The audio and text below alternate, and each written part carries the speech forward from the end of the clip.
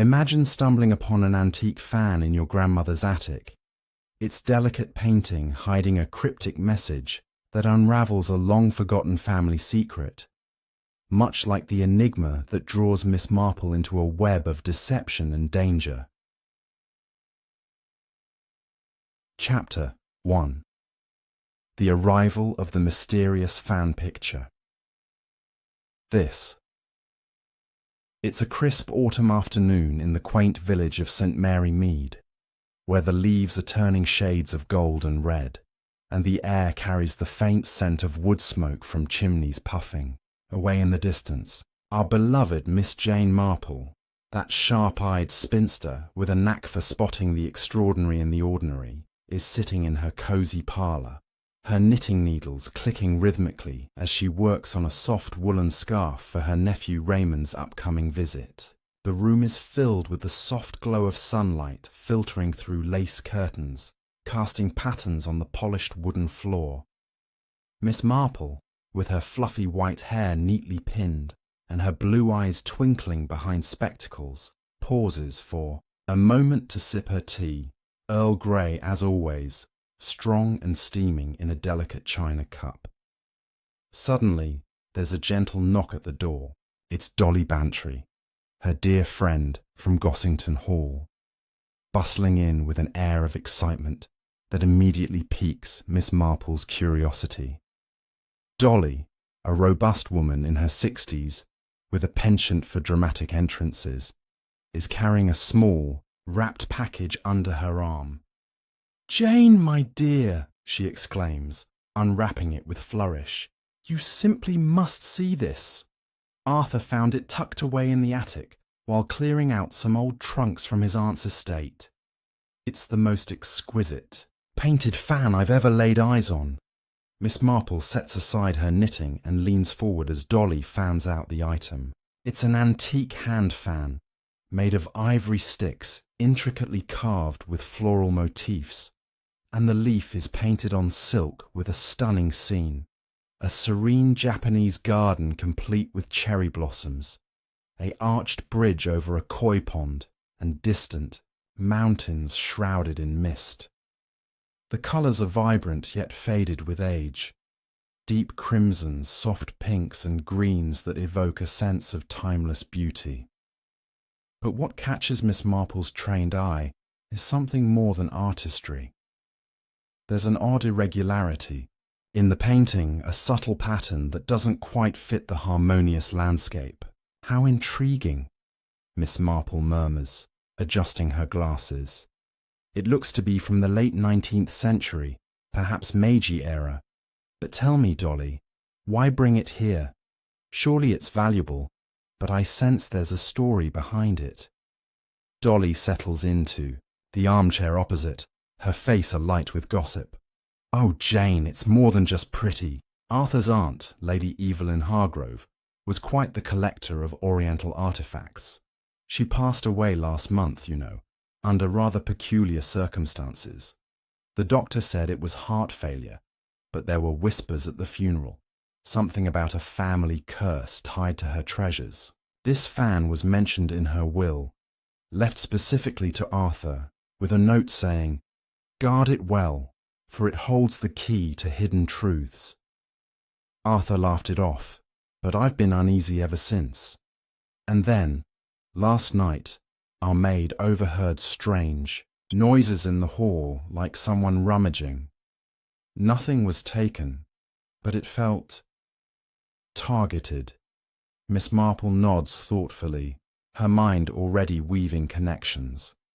She's seen enough village intrigues to know that heirlooms often carry burdens heavier than their weight.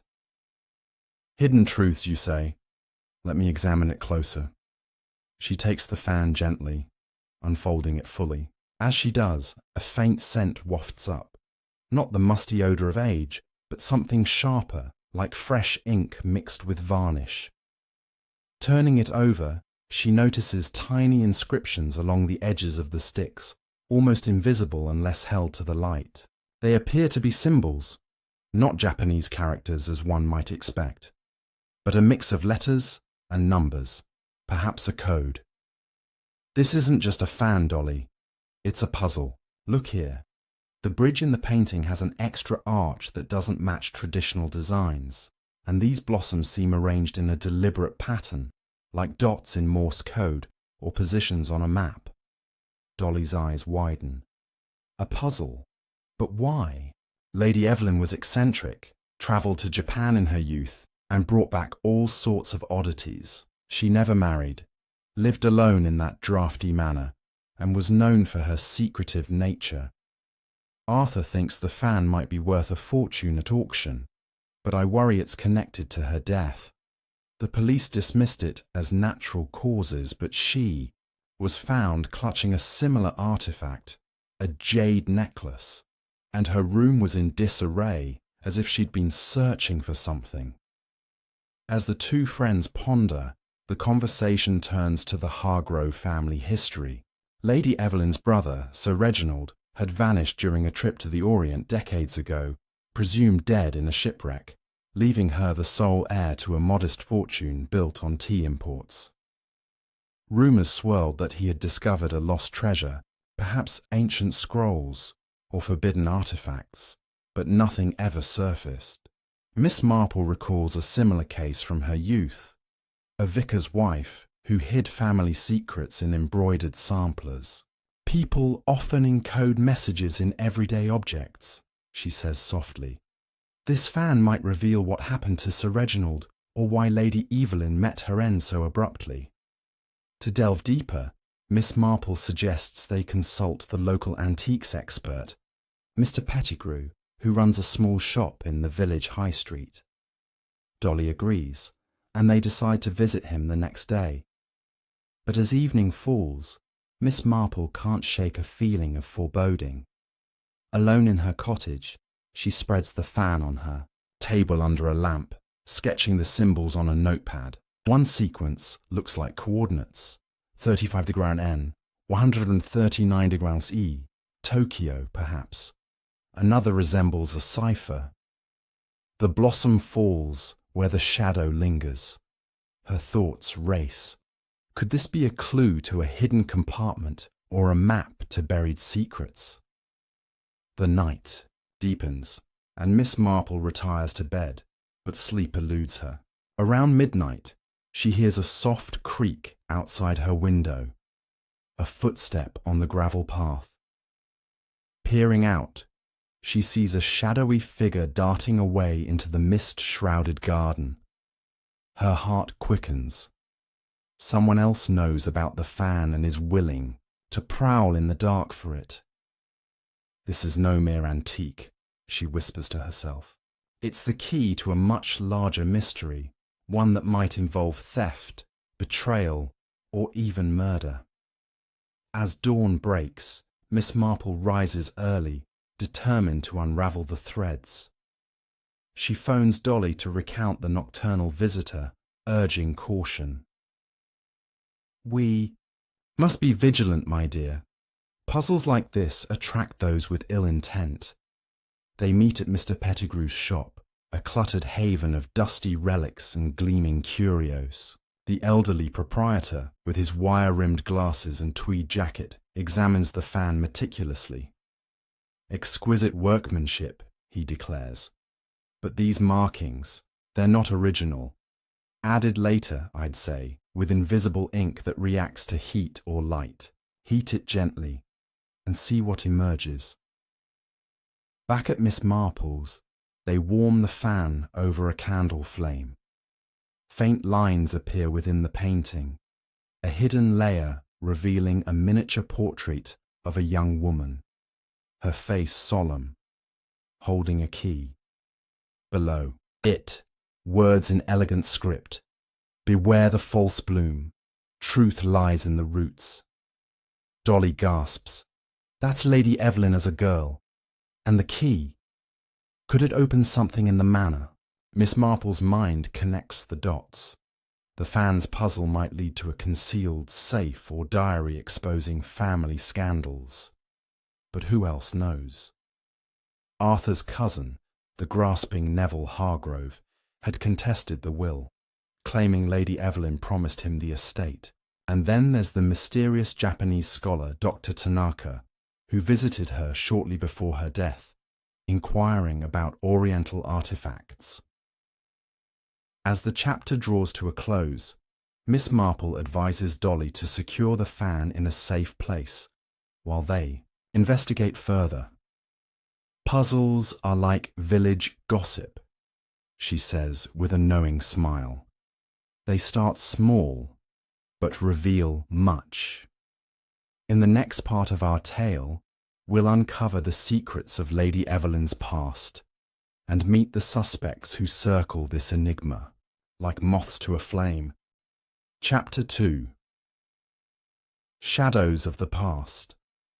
The morning sun casts a golden glow over St. Mary Mead, its light filtering through the ivy-covered windows of Miss Marple's cottage.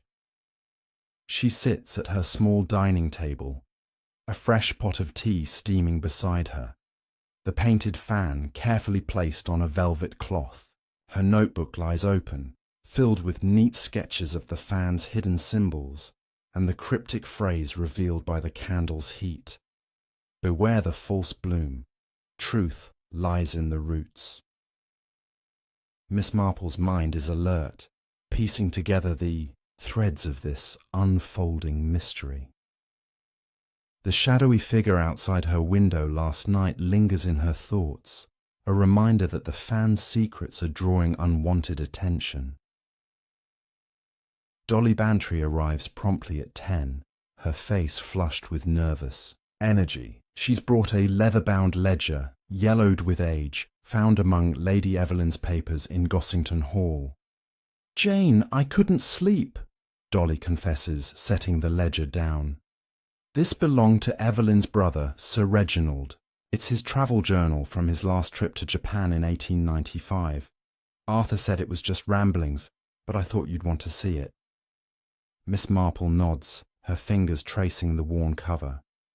She opens it to find pages filled with Reginald's spidery handwriting, detailing his journey through Tokyo's bustling markets and serene temples. One entry catches her eye. "Met a merchant in Asakusa, offered a fan with a hidden heart. He spoke of a treasure guarded by blossoms, but warned of betrayal. I must tread carefully." Miss Marple's eyes narrow. The mention of a fan is no coincidence. She flips further, finding a sketch of a bridge strikingly similar to the one painted on their fan, with a note. The bridge leads to the truth, but only the worthy cross. The journal ends abruptly, the final pages torn out, leaving only a faint ink blot shaped like a cherry blossom. "This is significant," Miss Marple murmurs. "Reginald discovered something valuable, perhaps dangerous, and this fan may be the key to it." Determined to learn more, Miss Marple and Dolly head to Gossington Hall to search Lady Evelyn's study. The manor is a grand, slightly dilapidated pile, its halls lined with portraits of stern-faced Hargroves. The study is a treasure trove of artifacts, lacquered boxes, silk scrolls, and a locked rosewood cabinet that draws Miss Marple's attention. "If Evelyn hid something, it's likely here," she says, tapping the cabinet. Dolly, with permission from Arthur, retrieves a key ring from his desk, but none fit the lock. Miss Marple examines the cabinet's carvings, noticing a floral pattern that mirrors the fan's blossoms. She presses a carved petal, and with a soft click, a hidden drawer springs open, revealing a small velvet pouch. Inside is a single pearl earring, its luster dimmed but unmistakable. Attached is a note in Evelyn's elegant hand. "For my brother's keeper, should they seek the roots." Dolly gasps. Reginald had a lover in Japan, didn't he? The village gossiped about a mysterious woman he wrote to, but no one knew her name. Miss Marple nods, her mind racing.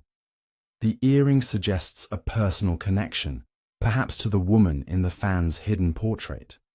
But why hide it? And who is the keeper? Their search is interrupted by a sharp knock. It's Neville Hargrove, Arthur's cousin, a wiry man in his 40s with a pinched face and calculating eyes. "Dolly, what's this I hear about a fan?" he demands, his tone sharp. "Evelyn promised me her collection. If it's valuable, I have a right to know." Dolly bristles, but Miss Marple steps in, her voice calm. "We're simply cataloguing Evelyn's things, Neville. Nothing to concern you yet." He eyes the fan on the table, his gaze lingering too long before he mutters an excuse and leaves. Miss Marple notes his unease. "He's hiding something," she says softly. "We must watch him."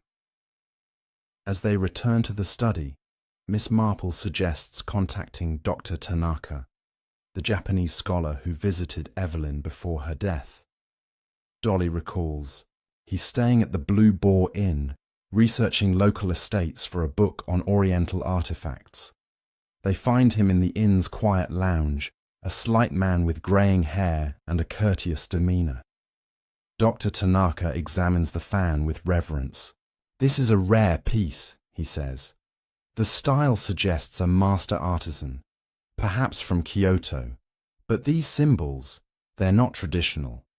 They resemble a code used by merchants to mark secret transactions." He hesitates, then adds, "Lady, Evelyn asked me about such codes. She believed her brother left a legacy in Japan, hidden to protect it from rivals. She was anxious, as if someone was after it." Miss Marple presses gently. "Did she mention anyone suspicious?" Dr. Tanaka shakes his head. "Only that she feared her family's past would catch up. She mentioned a name, Katsuro, but said no more." The name sparks a memory in Miss Marple's mind. Reginald's journal referenced a Katsuro as the merchant who sold him the fan. Could this be the same person, or a descendant seeking the treasure? As evening falls, Miss Marple and Dolly return to the cottage, the fan and journal safely tucked away. But unease lingers. At midnight, Miss Marple hears another noise, a faint scratching at her back door. Slipping to the window, she sees a glint of metal in the moonlight, like a tool prying at the lock. Her heart races, but she remains still. Knowing confrontation is unwise, the figure retreats, leaving only a single cherry blossom petal on the doorstep, its edges singed as if burned. Miss Marple sits by her fire, the fan's secrets weighing heavily. The petal is a message, a warning perhaps, tied to the false bloom in the cipher. She resolves to dig deeper into Reginald's past and the mysterious Katsuro. "Dolly, tomorrow we'll visit the county archives," she says firmly.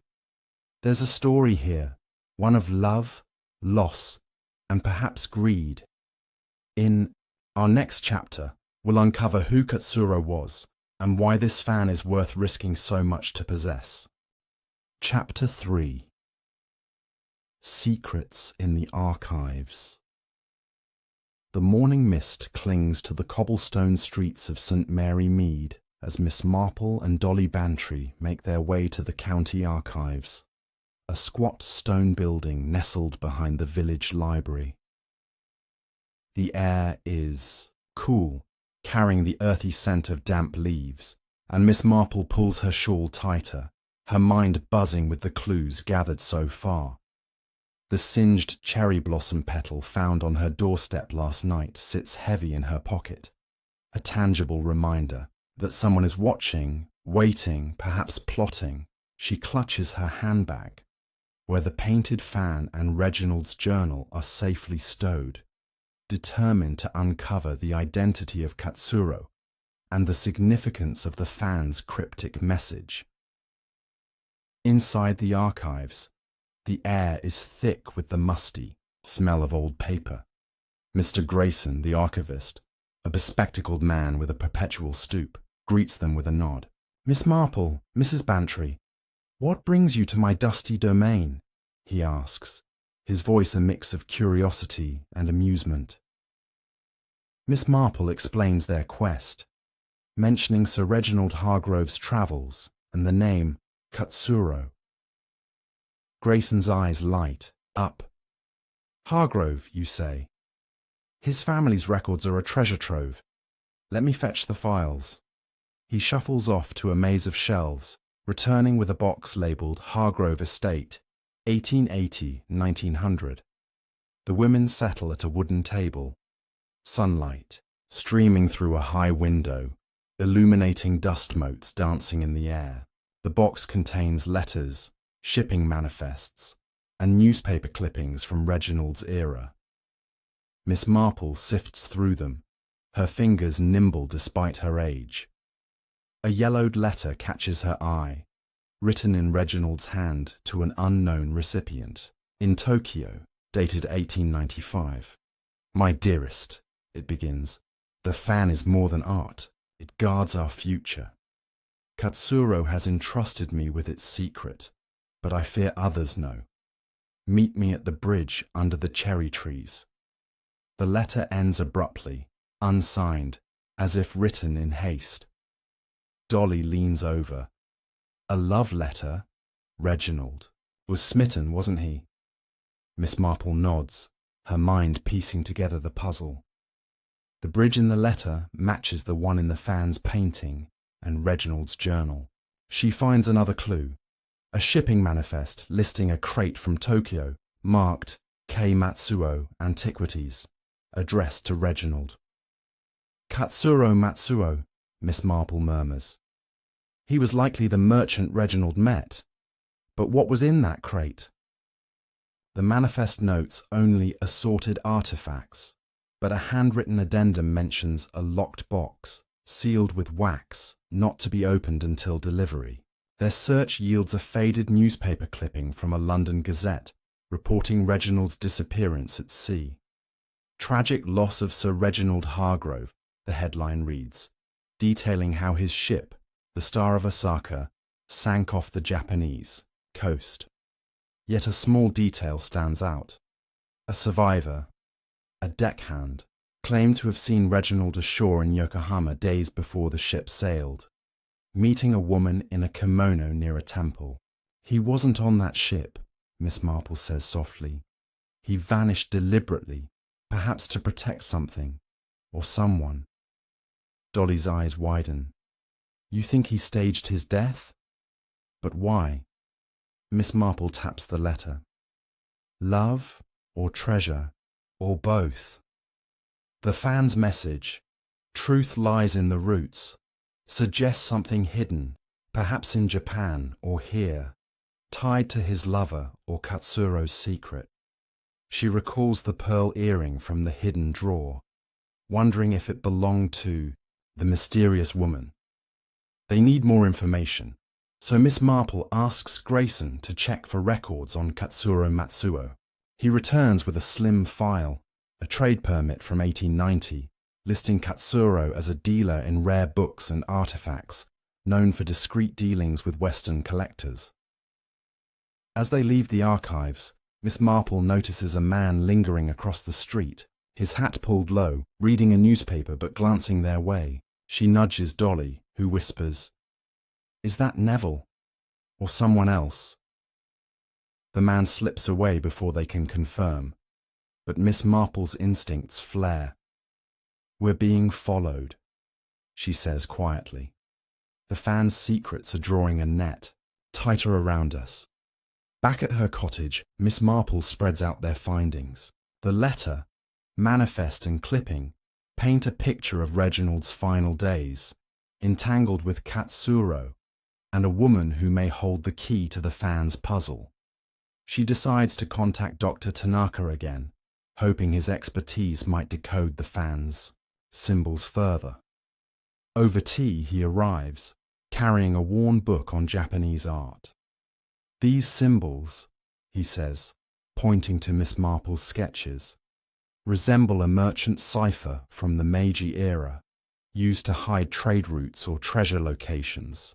The coordinates, 35 degrees N, 139 degrees E, point to a temple in Tokyo, Asakusa's sensoji. Katsuro may have hidden something there or here, using the fan as a map. Dolly interjects, but why would Evelyn keep it hidden all these years? Dr. Tanaka hesitates. She feared its discovery. She told me a man visited her, claiming to represent a collector, asking about Reginald's artifacts. She refused to sell, and he grew insistent. Miss Marple's eyes narrow. Did she describe him? Tanaka shakes his head. Only that he spoke with an accent, possibly Eastern, and knew too much about the fan. As night falls, Miss Marple sits by her window, the fan glinting under her lamp. She traces the painted bridge, wondering if it points to a physical place, or a metaphor for crossing into truth. A sudden noise, a pebble against the glass, makes her start. Outside, another petal lies on the path, this one fresh, its edges unburned. Her heart quickens. The stalker is growing bolder. She locks her doors, resolved to protect the fan and its secrets. Dolly, tomorrow we'll visit Gossington Hall. Again, Miss Marple says firmly.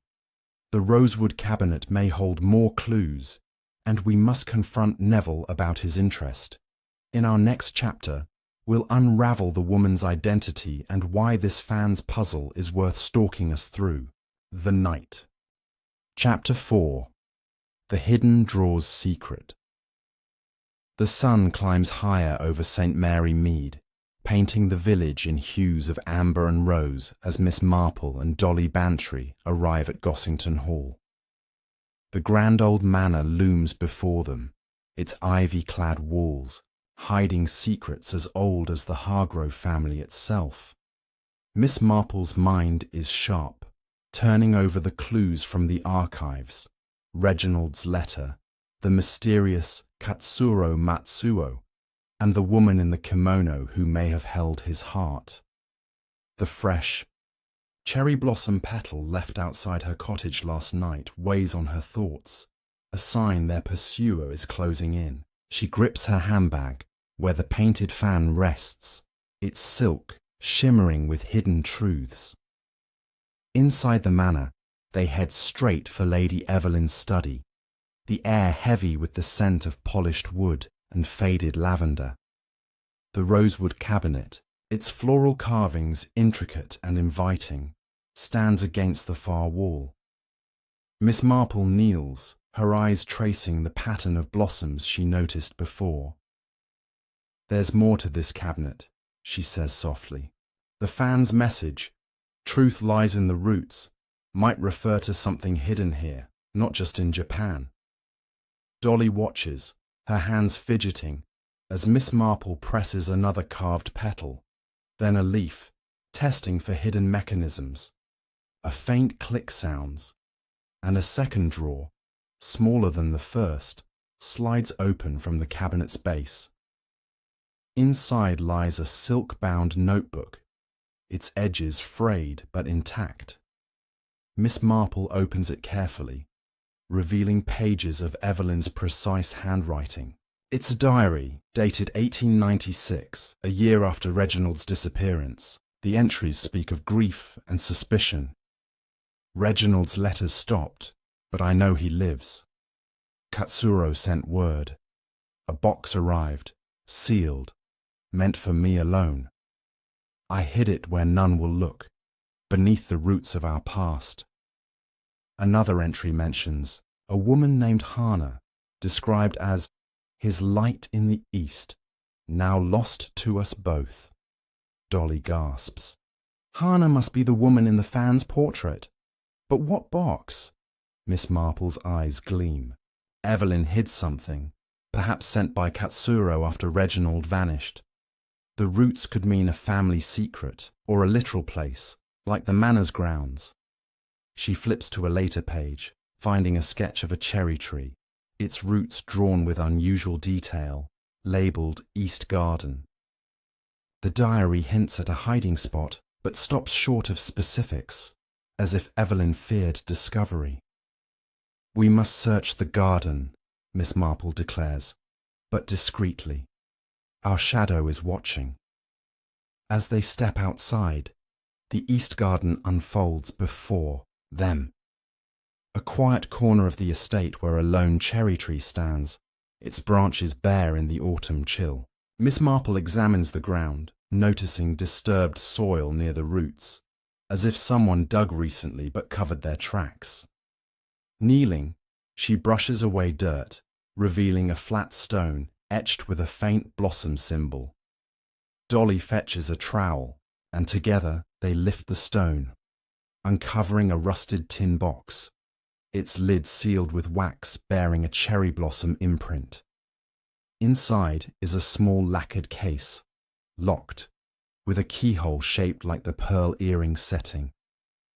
Before they can open it, footsteps crunch behind them. It's Neville Hargrove, his face pale, eyes darting to the box.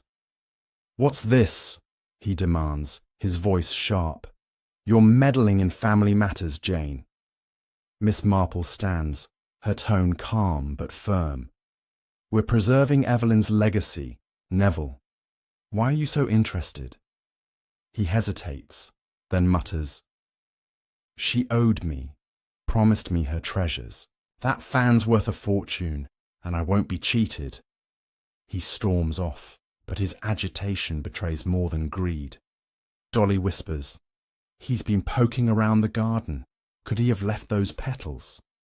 Miss Marple tucks the lacquered case into her bag, unwilling to open it in the open. Back at her cottage, she examines it under a magnifying glass. The case is exquisitely crafted, with inlaid mother of pearl forming a bridge like the one on the fan. A faint inscription reads, "For Hannah, my truth." The lock resists their efforts, but Miss Marple suspects the pearl earring might be the key. She tries it, twisting gently, and the case clicks open, revealing a folded silk cloth. Inside is a single sheet of rice paper, written in Japanese, with a translation in Evelyn's hand. "The treasure lies where the blossoms fall, beneath the bridge of memory. Trust no one." Dolly's brow furrows. A treasure? In Japan or here? And why warn against trust? Miss Marple ponders, her mind linking the clues. Hannah was Reginald's love, and Katsuro helped him hide something. Perhaps wealth, perhaps knowledge. Evelyn protected it, but someone else knows. Those petals aren't just warnings, they're taunts. She recalls Dr. Tanaka's mention of a man pressing Evelyn about the fan. Could Neville be working with someone, or is another player in the shadows? As dusk settles, Miss Marple locks the case and fan away, her cottage now a fortress of secrets. She phones Dr. Tanaka, asking him to translate the rice paper further and inquire about Hana. He agrees to visit tomorrow, promising to check his contacts in Tokyo for records of Katsuro Matsuo's dealings. But as Miss Marple prepares for bed, a soft thud echoes from her garden. Peering out, she sees a lantern flickering near her gate, then vanishing. On the path lies another petal, this one with a tiny symbol scratched into it. A bridge. Her pulse quickens. The stalker is growing reckless, their clues pointing to the fan's painted bridge. "Dolly, we're close," Miss Marple says the next morning, her voice steady. "Tomorrow, we'll confront the past head-on, seeking Hannah's story and the treasure's hiding place. In our next chapter, we'll discover who's leaving these petals and what they're desperate to find." Chapter 5. The Whisper of Hannah. The morning dawns grey over St. Mary Mead, with clouds hanging low, casting a sombre mood over the village. Miss Marple sits in her parlour, the lacquered case and painted fan laid out before her, their secrets pulsing, like a heartbeat. The rice paper's cryptic message, The treasure lies where the blossoms fall, beneath the bridge of memory, echoes in her mind, intertwined with the name Hana and the latest cherry blossom petal, marked with a bridge symbol, left outside her gate. Someone is circling closer, and Miss Marple feels the weight of their unseen eyes.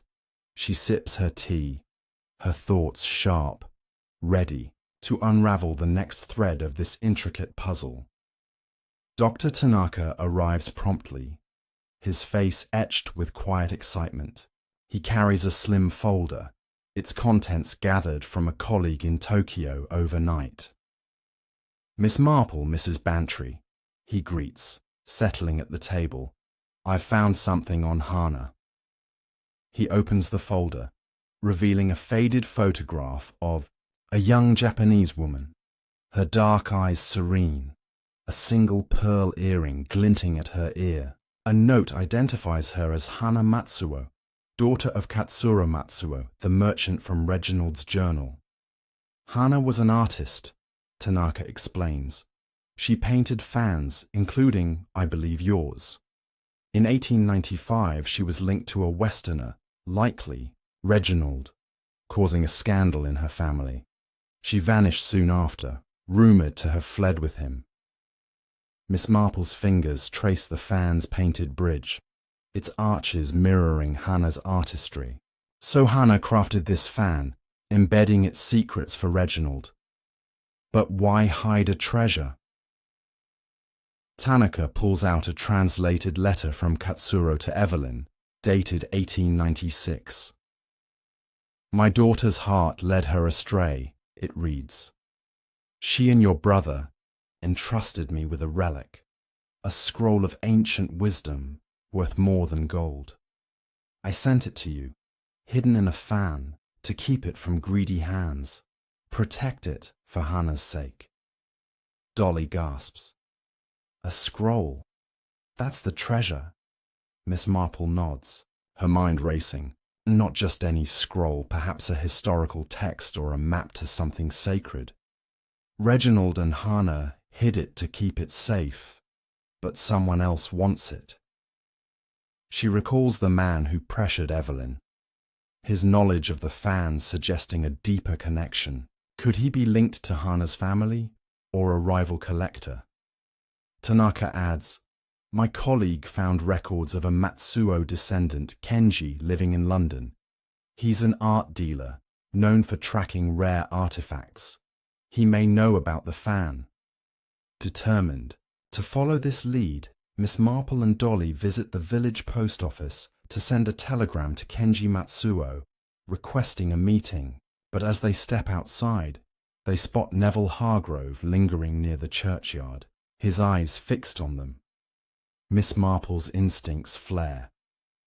"He's too persistent," she murmurs. "Let's confront him."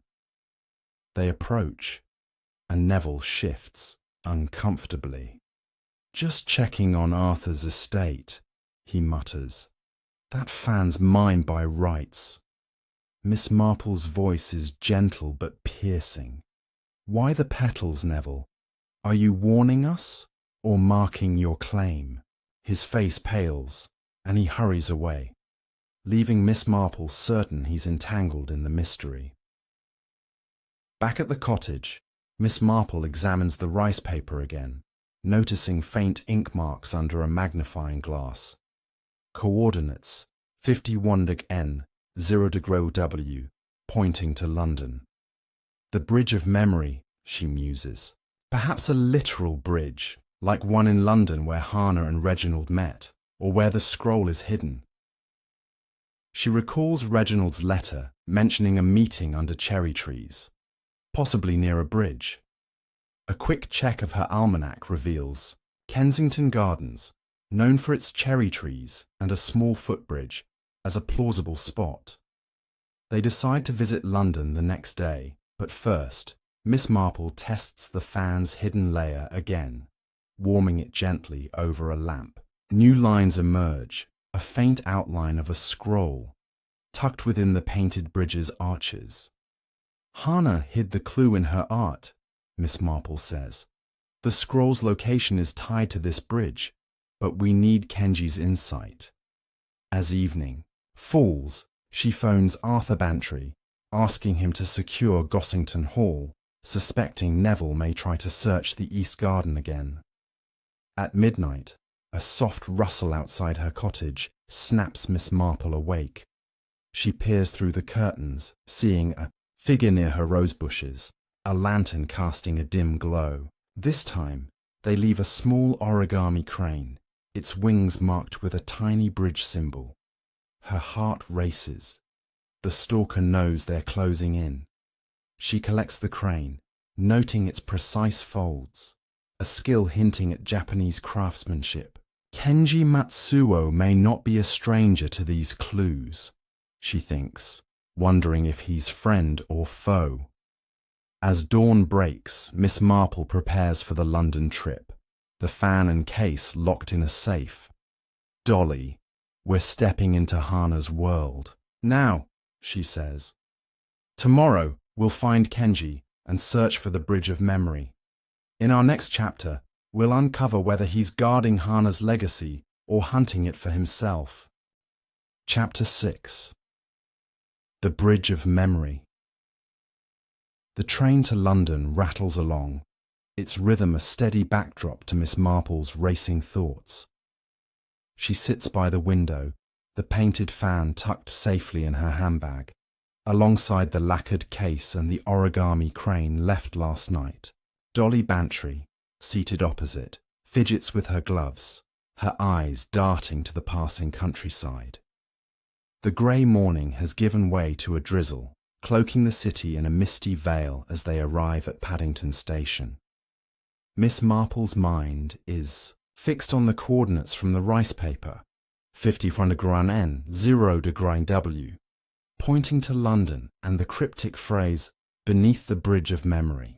She senses they're close to unravelling Hana's secret, but the shadowy figure leaving clues like the origami crane keeps her on edge. Their first stop is Kensington Gardens, where cherry trees and a small footbridge offer a possible link to Reginald and Hana's past.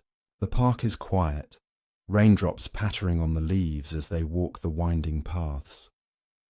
Miss Marple pauses at the bridge, its stone arches moss-covered and worn.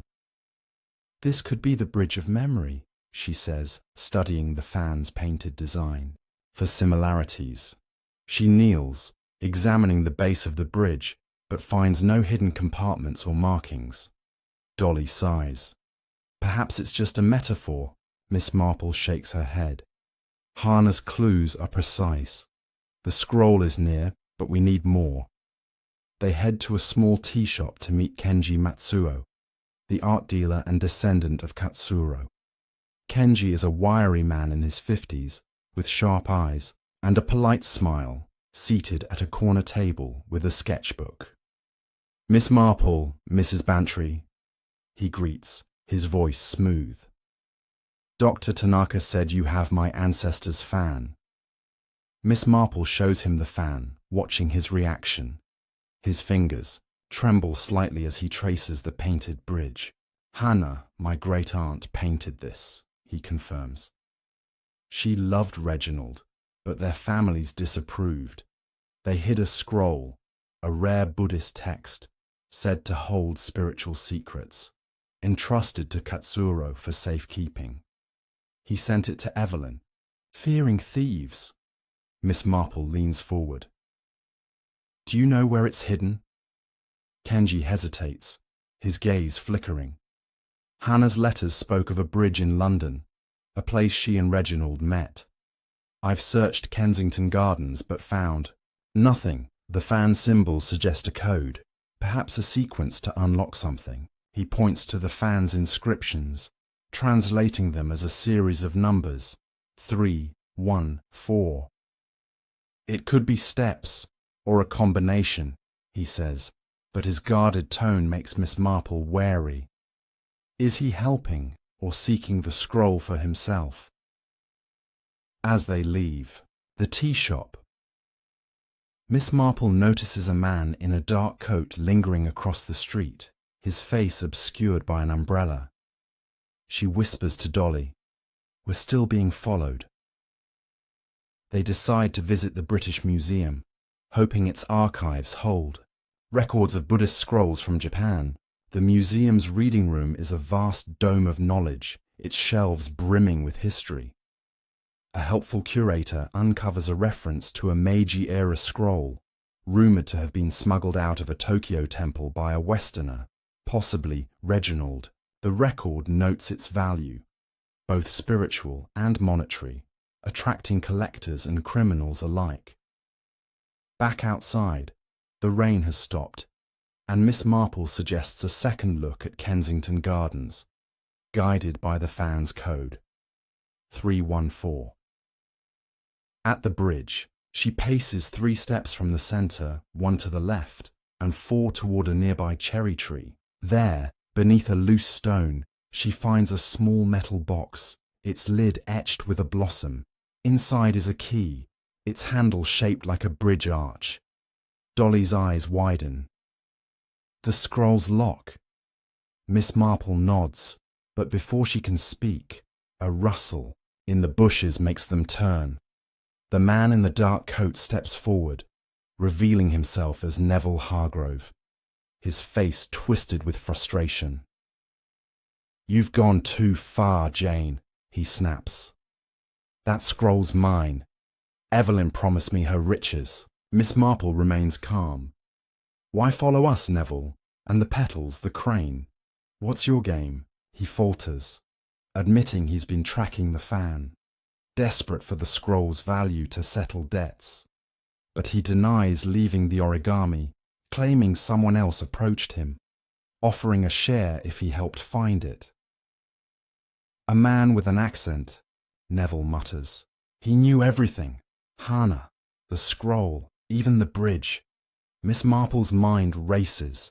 Neville's story points to another player, possibly linked to Kenji or the man who pressured Evelyn. She pockets the key, urging Dolly to return to St. Mary Mead. At her cottage, she tests the key on the lacquered case, but it doesn't fit. "It's for something else," she murmurs. "Perhaps the scroll itself."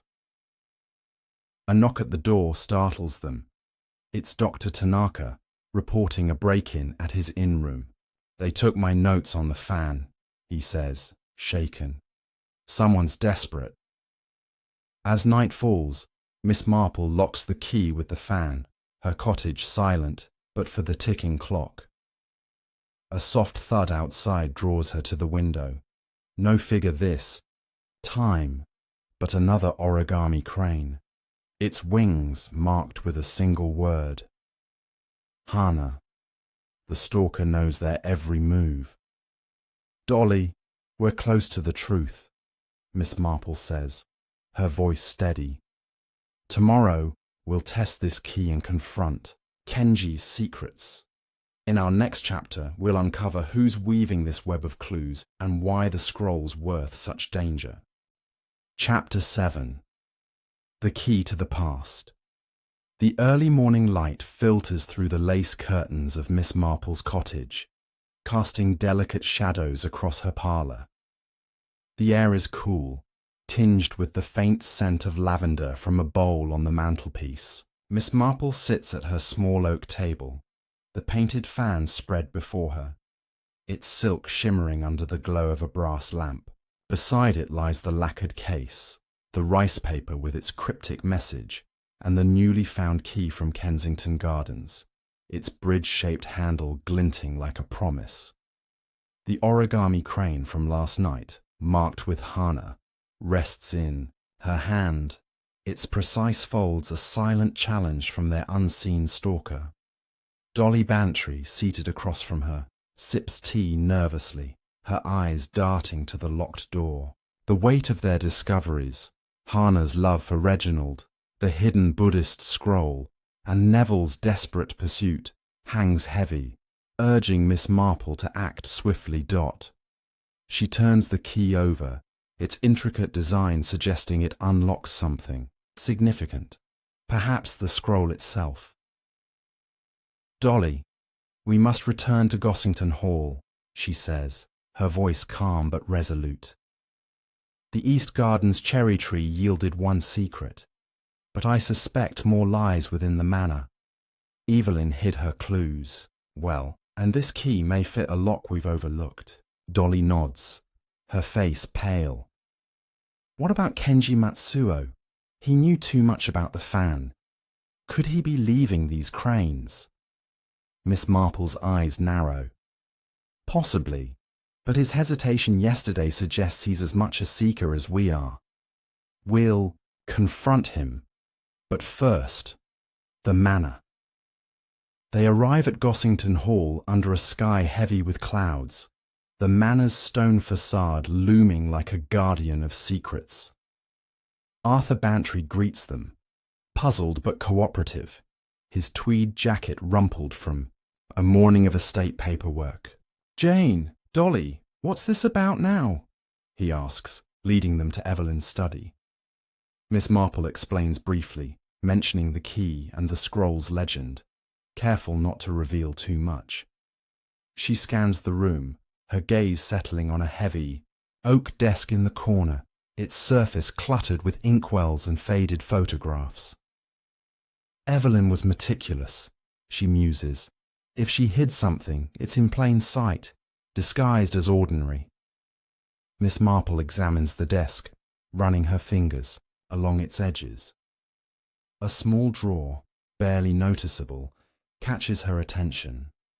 Its lock is shaped like a bridge, matching the key's design. She inserts the key, and with a soft click, the drawer opens, revealing a velvet-lined compartment. Inside is a small wooden box, its lid carved with cherry blossoms and a tiny bridge. Dolly leans closer, breathless. Is it the scroll? Miss Marple lifts the box carefully, feeling its weight.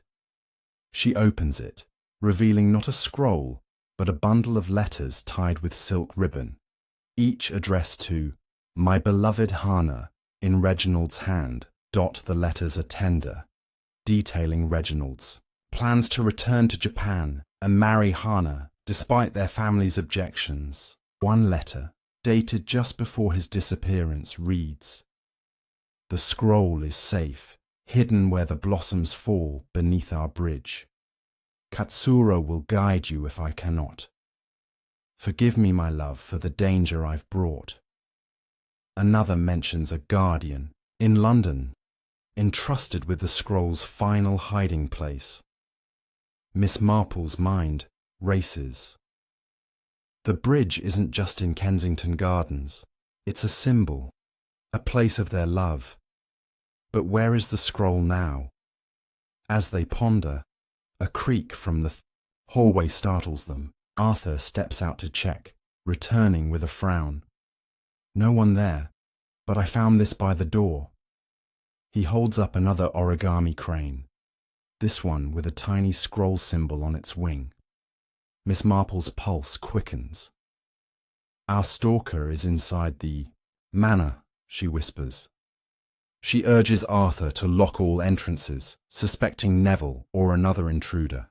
Determined to confront Kenji, they phone him, arranging a meeting at the Blue Boar Inn that afternoon. At the inn, Kenji waits in the lounge, his sketchbook open to a drawing of the fan's bridge.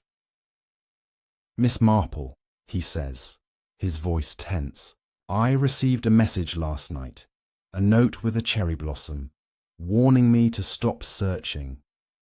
I think it's the same person following you." He shows them a photograph of a London bridge, the Albert Bridge, adorned with cherry trees in spring. Hannah wrote of meeting Reginald there. The scroll might be hidden nearby, perhaps in a safe deposit box or a monument. Miss Marple studies the photo, noting its iron arches resemble the fan's design. "The number's 314, she says. "They could mark a location. 3 steps, 1 turn, 4 paces." They decide to visit the Albert Bridge. But first, Miss Marple examines the letters again, finding a sealed envelope marked "For the Guardian." Inside is a map fragment, showing a riverside path near the bridge, with a blossom marking a spot labelled root of truth. The map is incomplete, its edges torn, suggesting another piece exists. As they prepare to leave, a commotion outside draws their attention. Neville bursts in, disheveled, claiming someone tried to break into his car, leaving a crumpled origami crane.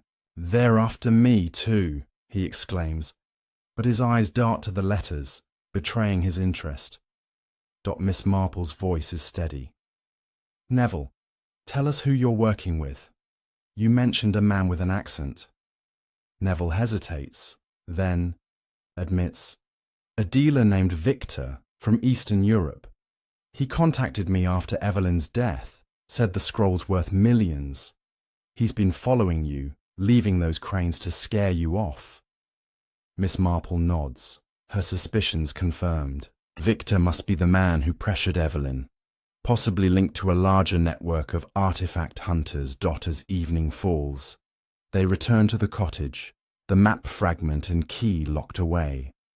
Miss Marple sits by her fire, the fan's painted bridge, glowing in the lamplight. A soft tap at the window makes her freeze. An origami crane, its wings marked with truth. She steps outside, finding no one, but the air feels charged with danger. "Dolly, we're nearing the scroll," she says, her voice firm. "Tomorrow, we'll search the Albert Bridge and find this Victor. In our next chapter, we'll uncover the map's missing piece and face the hunter behind the cranes." Chapter 8. Beneath the Albert Bridge. The London morning is brisk, with a soft mist curling along the banks of the Thames as Miss Marple and Dolly Bantry step off the train at Victoria Station. The city pulses with energy. Buses rumble past. Vendors hawk their wares, and the river sparkles faintly under a pale autumn sun. Miss Marple grips her handbag tightly, the painted fan, lacquered case, and the bridge-shaped key nestled inside, alongside the map fragment marked Root of Truth. The origami crane from last night, inscribed with the word truth, weighs heavily on her mind, a clear sign that their stalker, likely the mysterious Victor, is drawing closer. Her sharp eyes scan the crowded platform, searching for any figure trailing them.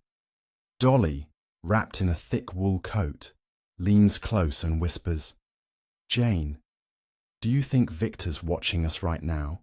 Miss Marple's lips press into a thin line. "If he is, Dolly, we'll use his own game to outwit him." Their destination is the Albert Bridge, its elegant iron arches and slender cables mirroring the delicate design painted on the fan. My map fragment points to a riverside path nearby, where a cherry blossom symbol marks a spot labelled Beneath the Bridge of Memory. Miss Marple's thoughts churn over the fan's cryptic code, 314, and the tender letters from Reginald to Hannah, hinting at a sacred scroll hidden where the blossoms fall. As they approach the bridge, its pink and cream paintwork stands out against the grey sky, with bare cherry trees lining the path like silent sentinels. Miss Marple pauses at the bridge's edge, her fingers brushing the cold stone as she compares it to the fan's painted arches. "This is where Hannah and Reginald shared their moments," she murmurs. "The scroll's hiding place must be near."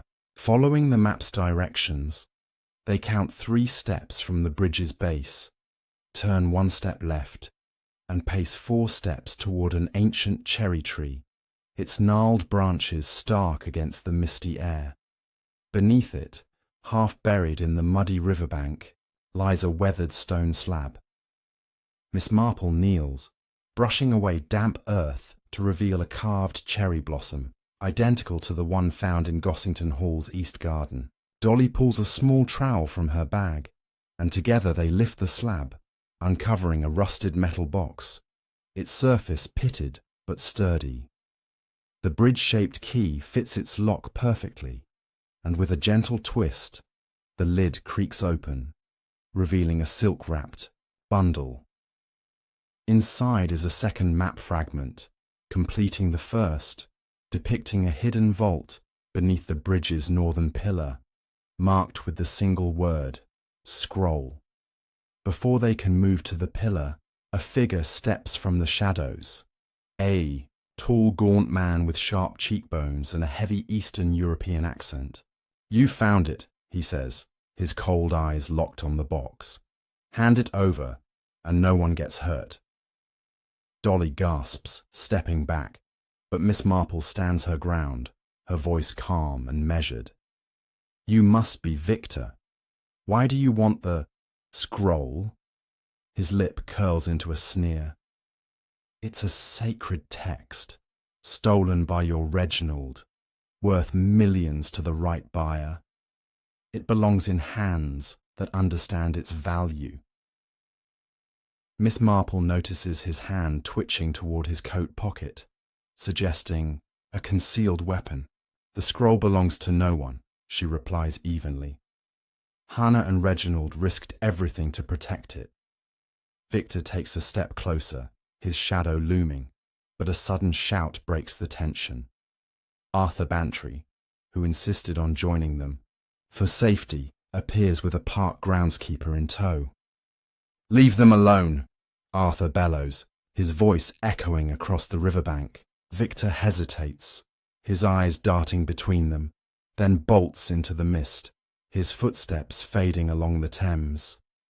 Miss Marple quickly tucks the map fragment into her bag, her heart pounding. "We must find the vault now," she says, urging Dolly and Arthur toward the northern pillar. The completed map shows a concealed panel in the stonework, activated by pressing a specific brick. With careful probing, Miss Marple locates it, and the panel shifts, revealing a small iron door embedded in the pillar's base. The bridge-shaped key unlocks it, exposing a dusty compartment containing a lacquered tube, its surface sealed with wax bearing a cherry blossom imprint dot. Inside the tube is a fragile scroll, its rice paper adorned with elegant Japanese calligraphy and delicate ink drawings of cherry blossoms. Miss Marple unrolls it carefully, revealing a Buddhist sutra, its edges gilded with faint gold leaf, exuding an aura of ancient reverence. Dolly's eyes widen. This is the treasure, the scroll. Miss Marple nods, her mind already racing to the dangers ahead. "Yes, but Victor knows we have it. We must be cautious." They reseal the scroll in its tube and hurry back to the station, the precious artifact hidden securely in Miss Marple's handbag, back at her cottage in St. Mary. Mead, Miss Marple summons Dr. Tanaka, who arrives with a magnifying glass and a look of quiet awe. He examines the scroll, his fingers trembling slightly. "This is a 13th century Buddhist sutra," he confirms, his voice hushed. "A spiritual relic, sacred to temples and priceless to collectors. Hannah's letters suggest she and Reginald hid it to protect it from looters." He points to the script, noting its similarity to the fans' hidden inscriptions. Before they can discuss further, a sharp knock interrupts. It's Neville Hargrove, his face flushed and hair dishevelled. "I saw Victor in the village," he blurts, his voice edged with panic. "He thinks I betrayed him, but I swear I didn't." Miss Marple's eyes narrow. "Who is he, Neville? What does he want?" Neville swallows hard, admitting. "A dealer from Budapest. He contacted me after Evelyn's death, said the scroll could clear my debts. He's been leaving those cranes to scare you off." Miss Marple's mind connects the dots.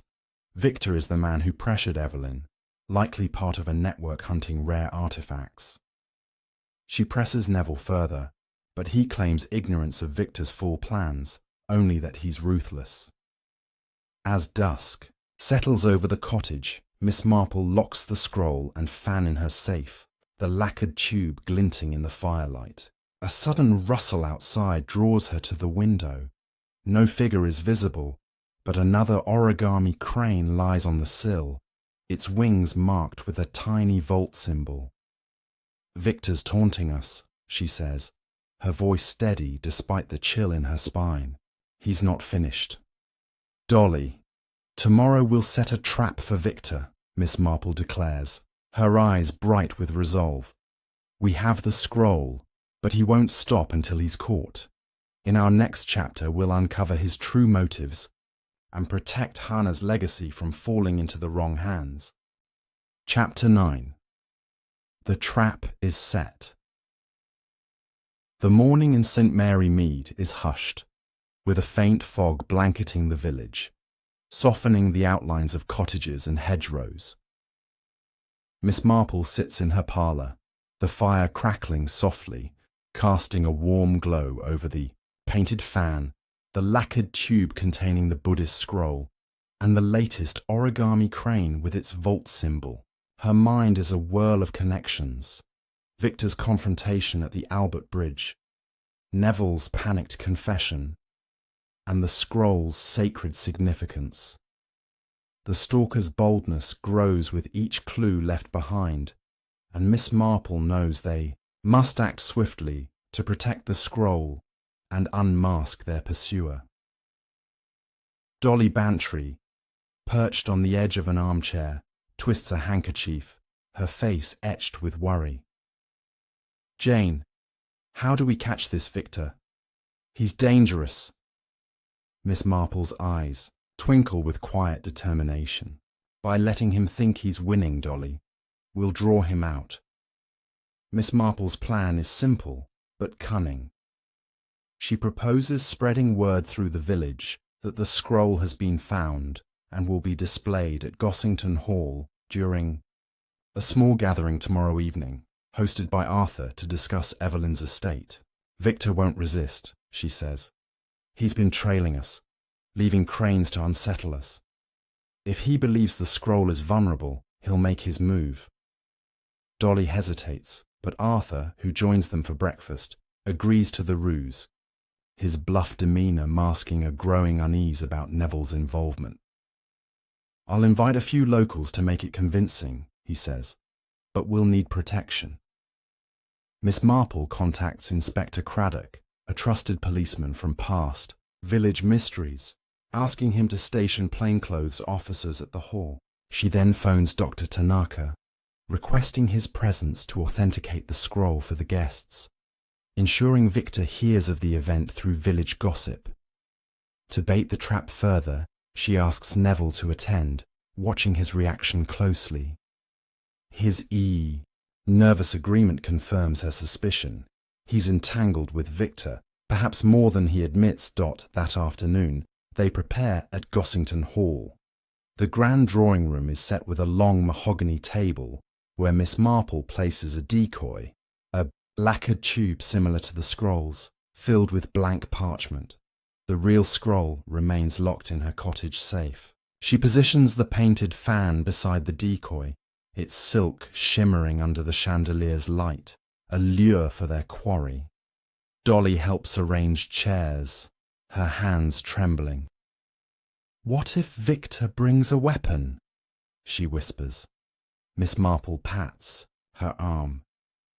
"We'll be ready, dear. Craddock's men will be hidden, and I've seen enough village schemes to know a cornered fox always reveals itself." As evening approaches, Miss Marple and Dolly visit the village post office, dropping hints. To the chatty postmistress about the scroll's unveiling, word spreads like wildfire, and by dusk, the hall is abuzz with locals. Mrs. Price from the bakery, the vicar, and even Kenji Matsuo, who arrives with a notebook, his eyes scanning the room. Neville lurks near the door, his face pale, avoiding Miss Marple's gaze. The air is thick with anticipation, the decoy tube drawing curious glances. Dr. Tanaka gives a brief talk on the scroll's historical value. His voice steady, but his hands fidgeting, as if sensing danger. As the clock strikes 8, a commotion erupts outside. A window shatters in the study. Miss Marple nods to Craddock, who signals his men. They rush to the sound, finding a man in a dark coat prying at a side door. Victor, his face taut with frustration. He clutches an origami crane, dropping it as officers seize him. "You tricked me," he snarls, but Miss Marple steps forward, her voice calm. "You've been playing a dangerous game, Victor. Why the cranes? Why the scroll?" He glares, then spits out, "It's mine by right. My family lost everything to collectors like Reginald, stealing our heritage. I tracked the fan to Evelyn, then to you." Craddock searches him, finding a notebook listing artifact dealers and a map of St. Mary Mead with Miss Marple's cottage circled. Neville, overhearing, stammers, "I didn't know he'd go this far. He promised me a cut." Miss Marple's eyes soften but remain sharp. "You let greed blind you, Neville. The scroll's not for sale. It's Hana's legacy." Victor's notebook reveals he's part of a syndicate trafficking sacred relics, explaining his relentless pursuit. As the officers lead Victor away, Miss Marple notices Kenji slipping toward the exit. She calls him back gently. "Mr. Matsuo, you knew more than you shared. Did you leave those cranes?" Kenji shakes his head, his expression pained. "No, but I suspected Victor. My family's honor is tied to the scroll. I only wanted to ensure its return to Japan." His sincerity rings true, and Miss Marple nods, promising to discuss the scroll's fate later. Back at the cottage, Miss Marple locks the decoy away, the real scroll still safe. A final crane lies on her doorstep, unmarked, suggesting Victor's last act before his capture. "We've caught our hunter," she says, her voice steady, "but the scroll's future remains. Tomorrow will decide its resting place." In our next chapter, we'll honor Hana and Reginald's love and ensure their treasure is safe forever. Chapter 10. The Truth Beneath the Blossoms. The morning sun breaks through the fog over St. Mary Mead, casting a golden glow across Miss Marple's cottage, where the scent of fresh tea mingles with the faint mustiness of old paper. She sits at her parlour table, the painted fan spread open, its silk shimmering with the delicate bridge and cherry blossoms that guided her through this intricate mystery. Beside it rests the lacquered tube containing the 13th century Buddhist sutra, its gilded edges catching the light, and the bridge-shaped key that unlocked its hiding place. The final origami crane, left unmarked on her doorstep, lies nearby, a silent testament to Victor's capture. Dolly Bantry sits opposite, her eyes bright with anticipation, while Arthur Bantry paces near the fireplace, his bluff face softened by relief. Miss Marple's mind is calm but resolute. She's ready to tie up the loose ends of Hana and Reginald's legacy and reveal the full truth behind the painted fan. The events of last night at Gossington Hall linger vividly. Victor's arrest exposed his role in a syndicate trafficking sacred artifacts, his obsession with the scroll driven by greed and a twisted sense of reclaiming his family's lost heritage. Neville's confession revealed his complicity, lured by promises of wealth to settle his debts, though he swore he never intended harm. Kenji Matsuo's sincerity about protecting his great-aunt Hana's legacy convinced Miss Marple he wasn't the stalker, leaving Victor as the sole orchestrator of the ominous cranes. But questions remain. What should become of the scroll? And how can Hana and Reginald's love be honored? Miss Marple begins by re-examining the fan, its hidden inscriptions, now fully decoded with Dr. Tanaka's help. The symbols, 314, and the coordinates, were Hannah's guide to the Albert Bridge, where she and Reginald hid the scroll to protect it from looters in 1895. The rice paper's message, "The treasure lies where the blossoms fall, beneath the bridge of memory," was no metaphor but a precise instruction, leading to the vault beneath the bridge's northern pillar. Reginald's letters, found in the manor's desk, revealed his plan to marry Hannah and return to Japan, but his disappearance, likely a staged death to evade pursuers, left Evelyn to guard their secret. The diary in the rosewood cabinet confirmed Evelyn's role as the guardian, hiding the scroll's clues in the fan and manor, fearing thieves like Victor. Dr. Tanaka arrives, carrying a letter from his Tokyo colleague, a curator at Sensoji Temple. "The sutra belongs to our temple," he explains, his voice reverent. "It was stolen centuries ago, hidden by monks to protect it during turbulent times. Hannah and Reginald meant to return it, but their love made them targets." Miss Marple nods, her fingers tracing the fan's painted bridge, a symbol of their bond. "Hannah embedded her heart in this fan," she says softly. The portrait hidden in its silk, revealed by heat, was her face, a final gift to Reginald. Dolly leans forward, her voice hushed. "But why the warnings? Beware the false bloom and trust no one." Miss Marple's eyes twinkle. Hannah knew others sought the scroll, collectors, rivals, even her own family, who disapproved of her love. The false bloom was a metaphor for deceit, like Victor's promises to Neville.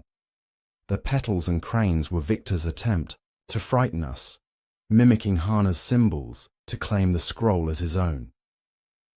She pauses, recalling the singed petal and the scratched bridge symbol. Victor's taunts, drawn from his study of the fan's history through his syndicate's records. Arthur clears his throat. "What about Neville? He's family, but he betrayed us." Miss Marple's gaze softens. "He was weak, Arthur, not evil. He's learned his lesson, and Craddock will ensure he faces consequences for aiding Victor." She turns to Kenji. "Mr. Matsuo, the scroll belongs with your temple, where Hana's spirit can rest. Will you take it?" Kenji bows, his eyes glistening. "I'll deliver it personally, with the fan as Hana's legacy. My family will honor her memory." They agree to a quiet ceremony at Gossington Hall to hand over the scroll. The next day, under the cherry tree in the East Garden, Miss Marple presents the lacquered tube to Kenji, the fan placed beside it as a gift to Sensoji.